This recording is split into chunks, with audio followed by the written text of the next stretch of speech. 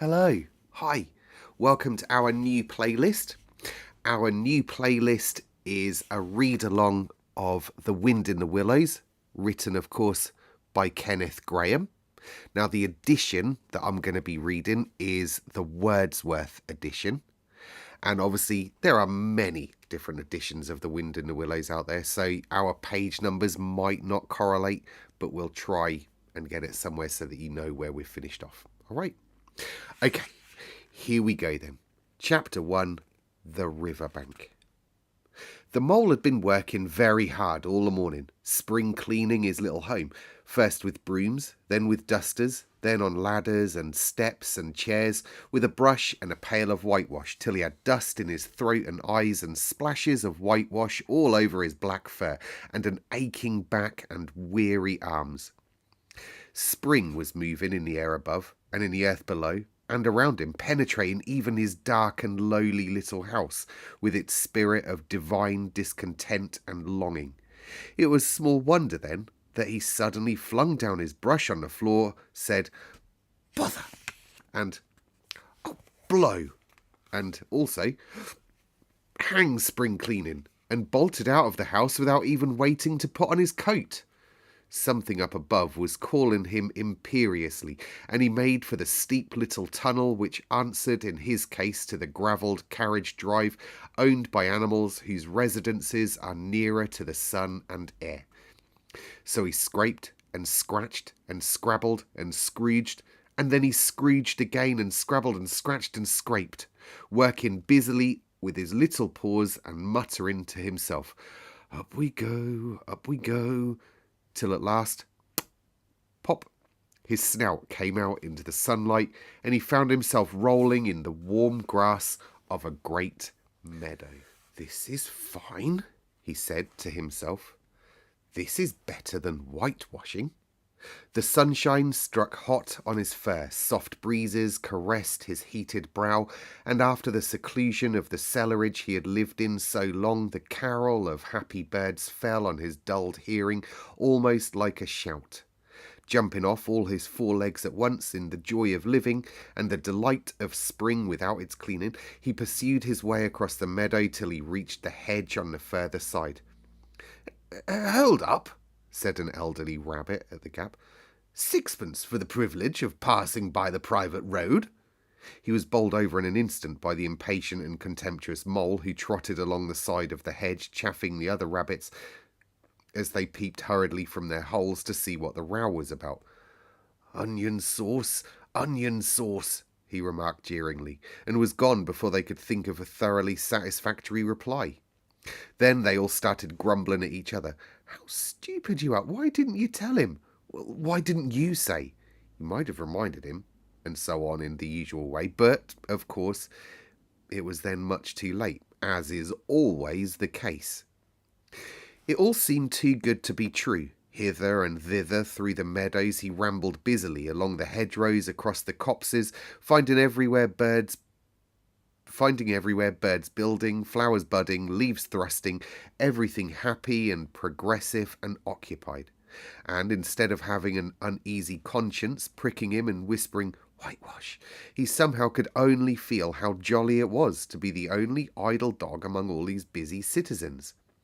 After all, the best part of a holiday is perhaps not so much to be resting yourself as to see all the other fellows busy working. He thought his happiness was complete when, as he meandered aimlessly along, suddenly he stood by the edge of a full-fed river. Never in his life had he seen a river before, this sleek, sinuous, full-bodied animal, chasing and chuckling, gripping things with a gurgle and leaving them with a laugh, to fling itself on fresh playmates that shook themselves free and were caught and held again. All was a shake and a shiver, glints and gleams and sparkles, rustle and swirl, chatter and bubble. The mole was bewitched, entranced, fascinated. By the side of the river he trotted as one trots, when very small, by the side of a man who holds one spellbound by exciting stories.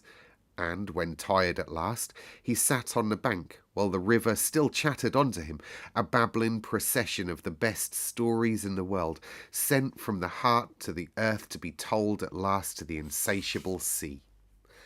As he sat on the grass and looked across the river, a dark hole in the bank opposite, just above the water's edge, caught his eye, and dreamily he fell to considering what a nice, snug dwelling place it would make for an animal with few wants and fond of a bijou, I can never say that word, riverside residence, above flood level and remote from noise and dust. As he gazed, something bright and small seemed to twinkle down in the heart of it, vanished, then twinkled once more like a tiny star. It could hardly be a star in such an unlikely situation, and it was too glittering and small for a glowworm. Then, as he looked, it winked at him, and so declared itself to be an eye, and a small face began gradually to grow up around it like a frame around a picture. A little brown face with whiskers, a grave round face with the same twinkle in its eye that had first attracted his notice, small, neat ears, and thick, silky hair. It was the water rat. Then the two animals stood and regarded each other cautiously. "Hello, Mole," said the water rat. "Hello, Rat," said the Mole. Would you like to come over?" inquired the rat presently. "Oh, it's all very well to talk," said the Mole, rather pettishly, he being new to a river and riverside life and its ways. The rat said nothing, but stooped and unfastened a rope and hauled on it, then lightly stepped into a little boat which the Mole had not observed. It was painted blue outside and white within, and was just the size for two animals. The Mole's whole heart went out to it at once, even though he did not yet fully understand its uses. The rat sculled smartly across and made fast. Then he held up his forepaw as the Mole stepped gingerly down. "Lean on that," he said. "Now then, step lively." And the Mole, to his surprise and rapture, found himself actually seated in the stern of a real boat. "This has been a wonderful day," said he, as the rat shoved off and took to the sculls again. "Do you know, I've never been in a boat before in all my life." "What?" cried the rat, open-mouthed. "Never been in a... You never... Well, what have you been doing then?" "Is it all so nice as all that?" asked the Mole, shyly, though he was quite prepared to believe that as he leant back in his seat and surveyed the cushions, the oars, the rowlocks, and all the fascinating fittings, and felt the boat sway lightly under him. "Nice? It's the only thing," said the water rat solemnly, as he leant forward for his stroke. "Believe me, my young friend, there is nothing, absolutely nothing, half so much worth doing as simply messing about in boats. Simply messing," he went on dreamily. "Messing about in boats. Messing... Look ahead, Rat!" cried the Mole suddenly. It was too late. The boat struck the bank full tilt. The dreamer, the joyous oarsman, lay on his back at the bottom of the boat, his heels in the air. "About in boats, or with boats," the rat went on composedly, picking himself up with a pleasant laugh. "In or out of 'em, it doesn't matter. Nothing seems really to matter, and that's the charm of it. Whether you get away or whether you don't, whether you arrive at your destination or whether you reach somewhere else, or whether you never get anywhere at all, you're always busy and you never do anything in particular. And when you've done it, there's always something else to do, and you can do it if you like. But you'd much better not. Look here, if you've really nothing else on hand this morning, supposing we drop down the river together and have a long day of it." The Mole waggled his toes with sheer happiness, spread his chest with a sigh of full contentment, and leaned back blissfully into the soft cushions. "Oh, what a day I'm having," he said. "Let us start at once." "Hold hard a minute then," said the rat. He looped the painter through a ring in his landing stage, climbed up into his hole above, and after a short interval reappeared staggering under a fat wicker luncheon basket. "Shove that under your feet," he observed to the Mole as he passed it down into the boat. Then he untied the painter and took the sculls again. "What's inside it?" asked the Mole, wriggling with curiosity. There's cold chicken inside it," replied the rat briefly. "Cold tongue, cold ham, cold beef, pickled gherkins, salad, French rolls, cress sandwiches, spotted meat, ginger beer, lemonade, soda water." "Oh, stop, stop!"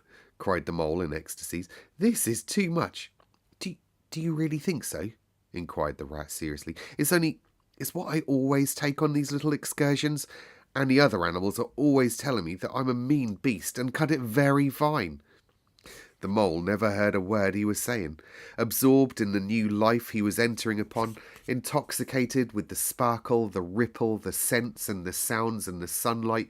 He trailed a paw in the water and dreamed long waking dreams. The water rat, like the good little fellow he was, sculled steadily on and forbore to disturb him. "I like your clothes awfully, old chap," he remarked after some half an hour or so had passed. "I'm going to get a black velvet smoking suit myself some day, as soon as I can afford it." I beg your pardon," said the mole, pulling himself together with an effort. "You must think me very rude, but this is all so new to me. So this is a river." "The river," corrected the rat. "And you really live by the river? What a jolly life!" "By it, and with it, and on it, and in it," said the rat. "It's brother and sister to me, and aunts, and company, and food and drink, and, naturally, washing. It's my world, and I don't want any other. What it hasn't got is not worth having, and what it doesn't know is not worth knowing. Lord, the times we've had together! Whether it's winter or summer, spring or autumn, it's always got its fun and its excitements when the floods are on in February and my cellars and basement are brimming with drink that's no good to me, and the brown water runs by my best bedroom window, or again when it all drops away and shows patches of mud that smells like plum cake, and the rushes and weed clog the channels, and I can potter about dry shod over most of the bed of it, and I can find fresh food to eat, and things careless people have dropped out of their boats." "But isn't it a bit dull at times?" the mole ventured to ask. "Just you and the river, and no one else to pass a word with." "No one else to—" "Well, I mustn't be hard on you," said the rat with forbearance. "You're new to it, and of course you don't know. The bank is so crowded nowadays that many people are moving away altogether. Oh no, it isn't what it used to be at all. Otters, kingfishers, dabchicks, moorhens, all of them about all day long and always wanting you to do something, as if a fellow had no business of his own to attend to." "What lies over there?" asked the mole, waving a paw toward a background of woodland that darkly framed the water meadows on one side of the river. "That? Oh, that's just the wild wood. We don't go there very much, we river bankers." Aren't they very nice people in there?" said the mole, a trifle nervously. "Well," replied the rat, "let me see. The squirrels are all right, and the rabbits, some of them, but rabbits are a mixed lot. And then there's Badger, of course. He lives right in the heart of it. Wouldn't live anywhere else either if you paid him to do it. Dear old Badger. Nobody interferes with him. They'd better not," he added significantly. "Why? Who should interfere with him?" asked the mole. "Well, of course, there are others," explained the rat in a hesitating sort of way. "Weasels and stoats, foxes and so on. They're all right in a way. I'm very good friends with them, past the time of day when we meet and all that, but they break out sometimes, there's no denying it, and then, well, you can't really trust them, and that's the fact." The mole knew well that it is quite against animal etiquette to dwell on possible trouble ahead or even to allude to it, so he dropped the subject. "And beyond the wildwood again, where it's all blue and dim and one sees what may be hills, or perhaps they mayn't, and something like the smoke of towns, or is it only cloud drift?" "Beyond the wild wood comes the wide world," said the rat, "and that's something that doesn't matter either to you or me. I've never been there, and I'm never going, nor you either, if you've got any sense at all. Don't ever refer to it again, please. Ah, now then, here's our backwater at last, where we're going to have our lunch." Okay, we'll leave it there for tonight. You might know this if you're a person who's been around for a while. If you're a newbie, you don't know this, but I've just been quite poorly, and this is the first time I've done so much talking for about 2 weeks. That threw me a little bit, so I'm going to stop there, alright? Otherwise, it's just going to be unlistenable. Unlisten-toable. I don't know. Maybe my brain is addled as well. Anyway, thanks very much for tuning in. I hope that you enjoyed it. I love the language that old Kenneth uses. I love it. He's so descriptive, and his language is like so archaic, I think, as well. Which I can't remember the date of publication for this. Can you, off the tops of your head? Let's have a little look here, shall we? Not 2018.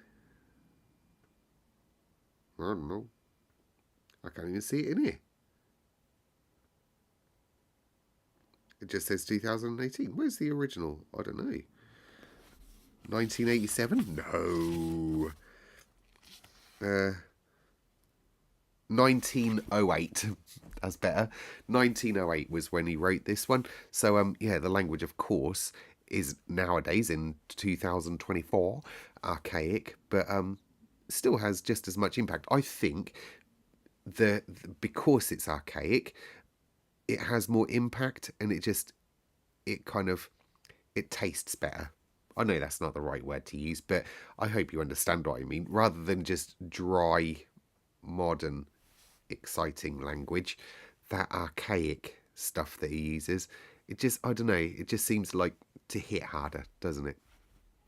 But anyway, there we go. That's just my opinion. Anyway, I will see you all tomorrow. We'll see if we can get a bit more of the chapter done. All right. And yeah, have a good evening. Nice to be back. See you soon.